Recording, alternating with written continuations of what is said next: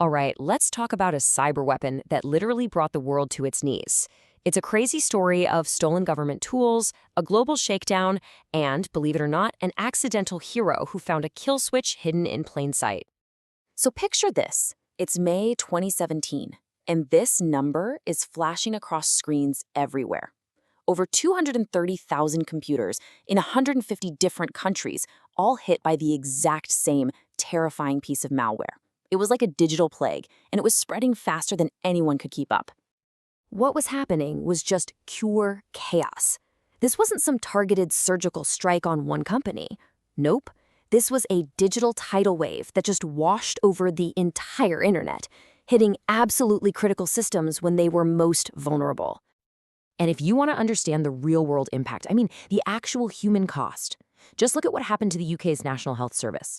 Emergency rooms had to close. Critical appointments got canceled. Life-saving MRI machines just went dark. This wasn't some sci-fi movie. This was the reality for one of the world's biggest healthcare systems.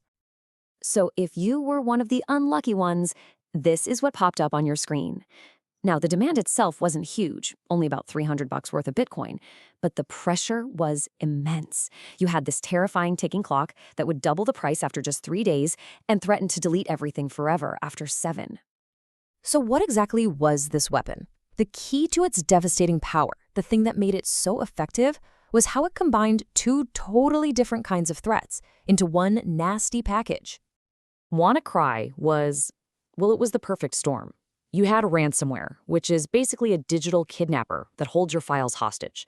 And then you had a computer worm, a program designed to just spread itself automatically from one computer to the next. WannaCry bolted these two things together, which meant it didn't need anyone to click on a bad link. Once it got inside a network, it was off to the races, all on its own.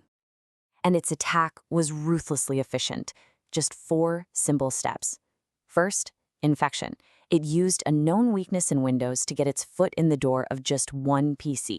Second, propagation. It then scanned the whole network, hunting for any other vulnerable machine. Third, encryption. It locked up everything, documents, photos, you name it. And finally, extortion. The ransom note appeared, and that clock started ticking. And this right here was the secret ingredient. The key that let WannaCry spread with such terrifying speed was a stolen government hacking tool. It was called Eternal Blue, an exploit developed in secret by the U.S. National Security Agency. Okay, so wait a minute. How on earth does a top-secret tool built by government spies end up in the hands of cybercriminals? Well, that's where this story of international intrigue really kicks into high gear. Pretty quickly, all the evidence gathered by researchers and confirmed by the U.S. government started pointing to one main culprit, the Lazarus Group. This is a notorious hacking collective with very strong links to North Korea, and they're known for everything from massive digital bank heists to full-on cyber espionage. This timeline just reveals a truly shocking chain of events. First, the NSA develops this powerful cyber weapon. Then, a mysterious group calling itself the Shadow Brokers steals it and leaks it online. And just 1 month later, the Lazarus Group takes that leaked weapon and unleashes it on a completely unprepared world. Just as the attack was hitting its peak and the whole world was bracing for the worst, an unlikely hero emerged. He found a hidden flaw in the malware's design, a single loose thread that could unravel the entire attack. So there's this 22-year-old security researcher, Marcus Hutchins. And as he's analyzing the malware's code, he notices something really strange. Before encrypting any files, the program was trying to connect to this completely nonsensical, unregistered web domain. Now, Hutchins figured this wasn't a mistake. It had to be some kind of clever anti-analysis trick.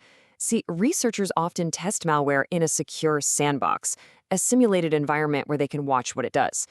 To trick the malware, these sandboxes often make it seem like any web address is active. Hutchins realized the malware was checking for this one specific, non-existent domain as a way to see if it was being watched.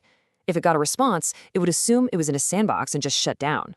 So for just $10.96, he did the simplest thing imaginable. He registered the domain himself. And by doing that, he accidentally activated a global kill switch. Suddenly, as copies of WannaCry all over the world connected to this newly active domain, they followed their programming, thought they were being watched, and just shut themselves down, stopping the spread in its tracks. But here's the thing. While the kill switch stopped that initial massive wave, the ghost of WannaCry never really went away. The vulnerability it used and the malware itself continued to lurk in the dark corners of the internet. I mean, look at this.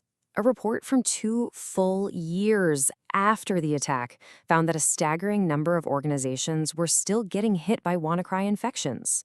40% of healthcare organizations and 60% of manufacturers were still getting attacked by a threat that had a free, easy patch available.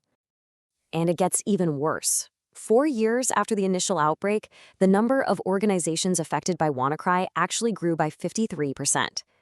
That just goes to show you how many critical systems around the world are still unpatched and completely vulnerable. All of this leaves us with a critical, and frankly, a pretty unsettling question.